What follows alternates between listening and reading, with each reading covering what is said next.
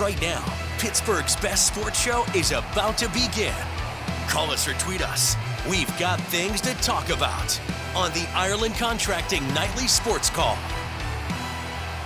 All right, thanks a lot for sticking around for the Ireland Contracting Nightly Sports Call. I'm Rich Walsh. I'll be joined by Chris Mueller in a matter of moments at the 93.7 The Fan Cam, and we're taking your phone calls tonight at 412-575-2600. Chris, we definitely have a lot to talk about. I'm going to get to the Steelers' first preseason game tomorrow and what you're looking for, but we got to sum up what happened to the Pirates. They're pretty much, if you thought it was over yesterday, it's really over today. Carmen Majinski can't make it out of the third.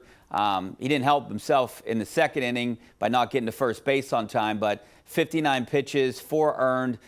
Things look bad, and from the outside looking in, and I'm not saying the Pirates are giving up here, but they just kind of look disinterested. What happened to this offense? What happened to, the bullpen's still not fixed, and now they don't even have starting pitching.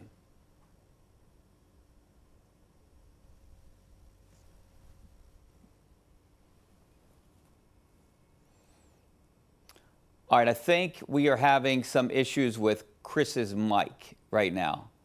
I don't know if I can hear him, but we will take your phone calls. We'll get that fixed, I'm sure. But I want to get to our Penn West University question tonight. Just scan that QR code in the right-hand corner of your screen.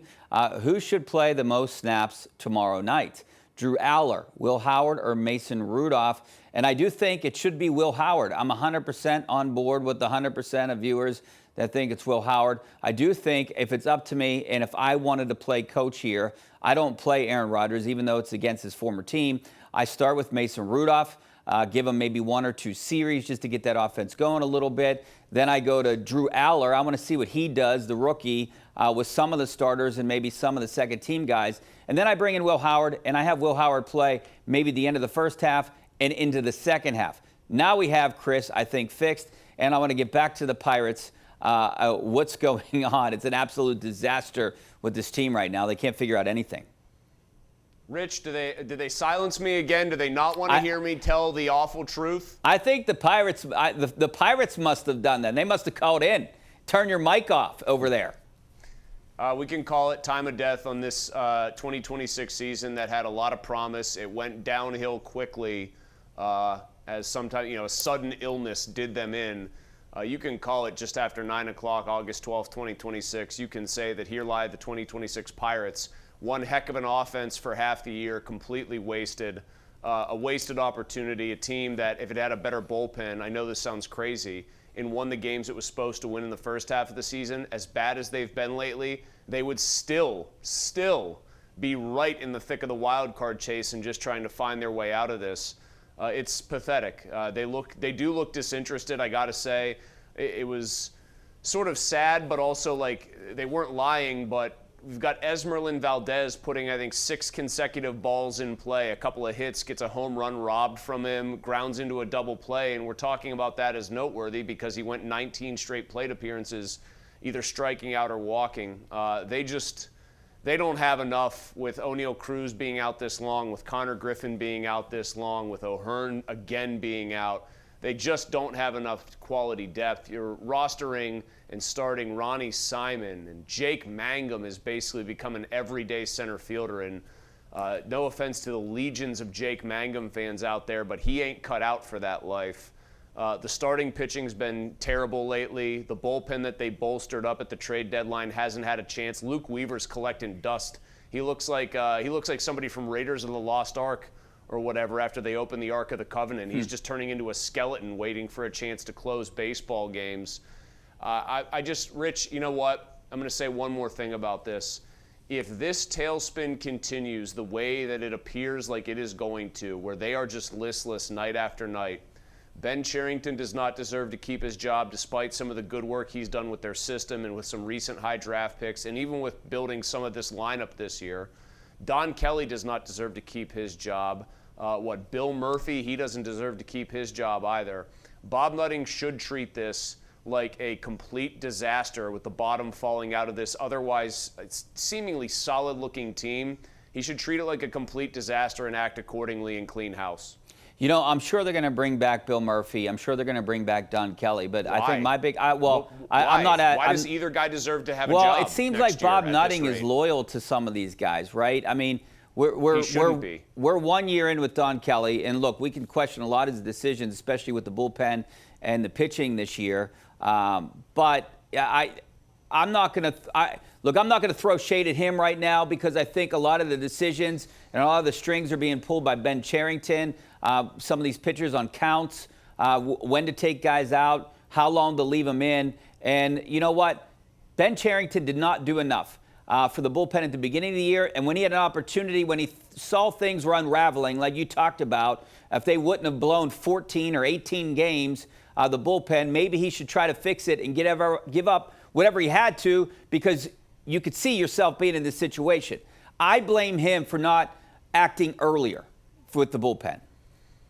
Look, I mean, the price I gets understand. higher then, and their lineup still would have been terrible. And then what have you done? Given up better prospects to still have the bottom fall out of this thing? At least you give yourself injuries hope. Are a factor here, but sure, injuries are a factor here too. I would be remiss if I didn't mention the fact that their ace starting pitcher and reigning NL Cy Young winner completely appears to have lost his ability to A, touch high velocities, and B, make hitters look foolish. I mean, Paul Skeens yesterday got, 4 whiffs, 4 swings and misses in the entire game. That's unacceptable. They keep talking like there's nothing actually wrong there. No one will speak to whether it's a mechanical adjustment or whether the WBC messed up his arm and he's got a bit of a dead arm for the year. It's really a disaster all the way around. And again, I hope the owner treats it as such. I don't think he will. I think you're right. But I hope he treats it as a disaster. Remember, Bill Murphy's only here because Skeens and several of the rest of the pitchers, I think we can reasonably assume Skeens was at the head of the line there, thought that Oscar Marin was leaving too much meat on the bone. It appears that Oscar Marin might have been a linchpin getting them to where they were as a pitching staff last year. Yeah, and the one thing I don't like, it seems like one excuse after another when Skeens talks after games. The fact is, it's black and white. The numbers aren't there like they were last year. You can look at his velocity. It's much easier to hit a 95-mile-an-hour fastball than it is a 101. And that trickles down to all your pitches. You just don't have any movement on it anymore. All right, I want to continue a Pirates conversation, also get into the Steelers and what they're going to do about quarterback and other positions next tomorrow night, that is. 412-575-2600 is the number. Back in a couple minutes.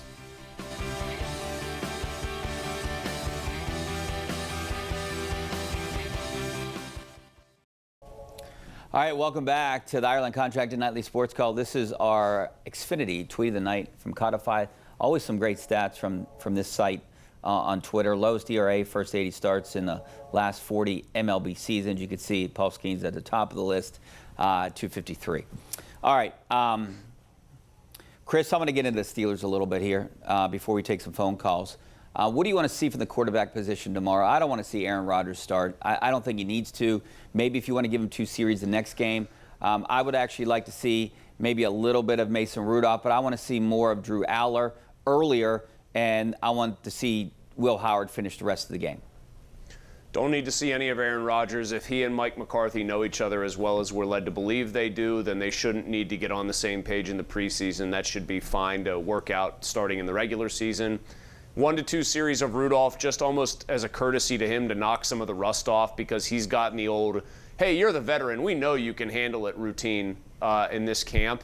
And that's kind of like the Steelers saying, we quietly hope that Will Howard beats you out here and we can just trade you or do whatever we got to do. Still think he needs a series or 2 just to, again, like I said, knock the rust off, get in some game action. And then I want to see probably Will Howard for the rest of the first half. And then if you want to give Drew Aller the entire second half, I think that works. As far as what I individually want to see from the 2 young guys, I want to see in Will Howard's case the ability to take what should be some accrued knowledge, just having been around a pro camp before and been in a pro camp last year and been around Rodgers for a long time now. I want to see Will Howard be able to actually physically execute some of the throws that his mental acuity and his familiarity should allow him to make within this offense. As for Drew Aller, Rich, you've watched Penn State when he was there under James Franklin. You saw him wilt in big games. In many ways, this is the biggest game he's ever played because it should be, in theory, against the best competition, guys trying to make it in the NFL, not a college team, even one as good as Ohio State. I want to see Drew Aller look composed. I want to see Drew Aller make the right decisions, even if that's go to your third read and not try to wing a ball into a tight window.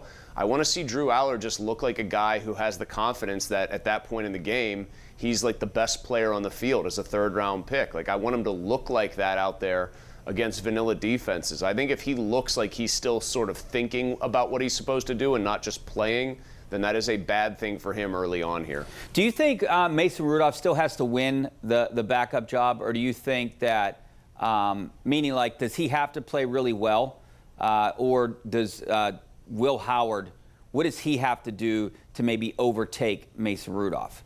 Because we all know I think it's out of between Mason's those two hands. guys, right? Sure, Aller's not going anywhere, but I think it's in a way it's out of Mason's hands. That's why I alluded to it earlier, Rich, that he kind of is getting that weird, like, quasi-respectful, but also like, yeah, we kind of don't want you to get this job treatment, where they keep saying all the right things, that, oh, we trust this guy. We're so heavily invested in him as a great backup. We know that he can do what he needs to do. But then, like, I suspect the proof's going to be in the pudding, where they try to give Will Howard every opportunity to beat him out. I really don't think anything Rudolph does or doesn't do is going to be what determines who gets this backup job. I think it's going to boil down to something very simple.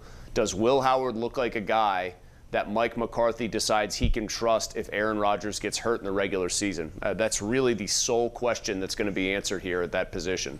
Is there any chance Drew Aller could be that backup? Is there a world that happens? If there is a world where Drew Aller looks so good, so fast, after you had Roethlisberger kind of rolling his eyes at the drills they were putting him through, after it looked like they were breaking him down to the studs, like if it was a house, they were fully demolishing it and then rebuilding it. If he looks that quick up to speed and that polished, that's almost the best thing that can happen, because then that would tell you that maybe you got a guy that's a first-round talent that's starting to actually behave like one in the presence of NFL coaching and kind of NFL talent all around him. Richie, however, am not like holding my breath for that outcome, because I still think that's the biggest long shot of anything here. Yeah, I agree. Let's go out to Matt in Green Tree. How you doing, Matt? Matt, you there? Can you hear me? Yeah, I got you. Hey guys, how you doing? Good. Thanks for calling. Hey, no problem. I just wanted to ask you guys, now that we have a fresh face at head coach.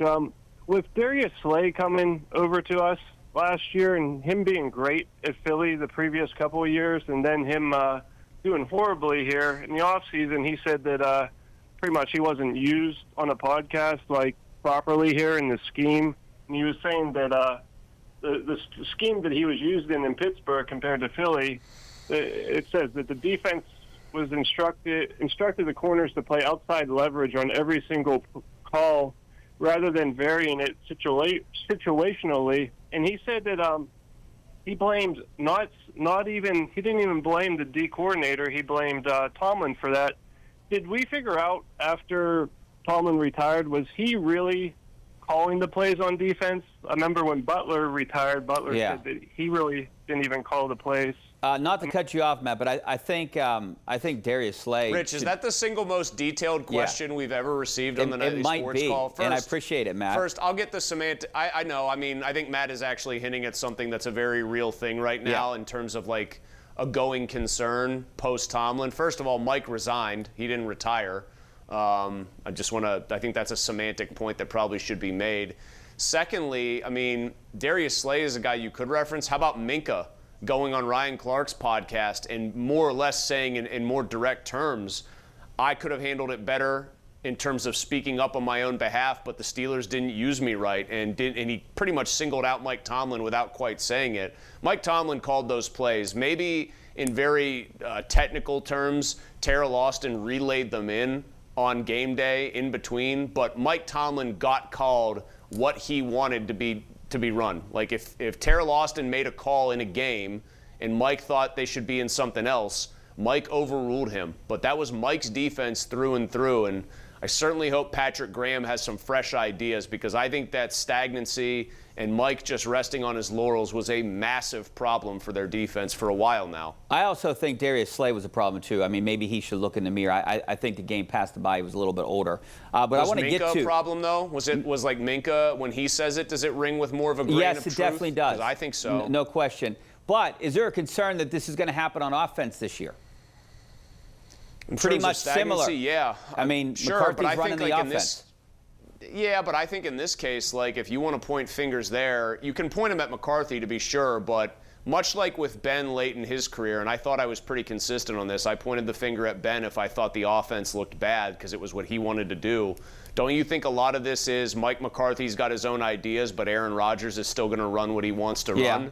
That's the vampire, the devil you invite inside the house when you tell Aaron Rodgers you want him to be your quarterback again. You're giving him carte blanche to probably do what he wants to do. He could always look at Mike McCarthy and say, what are you going to do, bench me?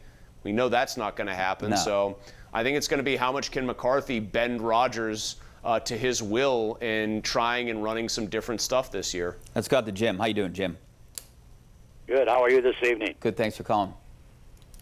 Quick question, and I asked this question because I've been around baseball covering the Pirates since 1961 as a sports director, and I've gone through several managers, including Murtaugh a couple times, Shepard, and so on and so forth. But the question I have, what is the advantage of a long toss by a pitcher prior to a game?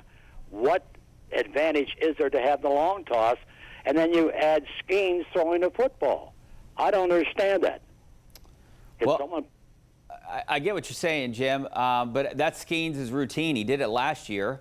That's what he's always done. I mean, I know he does some unique things out there. It worked the last 2 years, and no one was criticizing some of the pregame things that he did. But now maybe we're looking at it with a microscope, I think.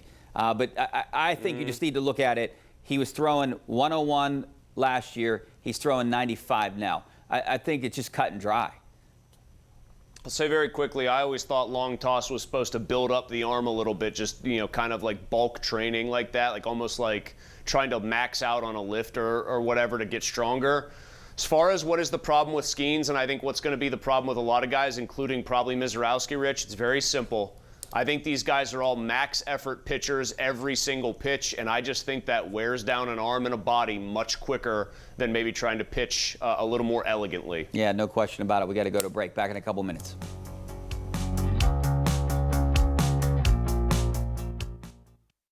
All right, welcome back. Not a lot of time left, about 30 seconds. Chris, can Jeremy Bernard beat out Roman Wilson if he's impressive in these 3 preseason games?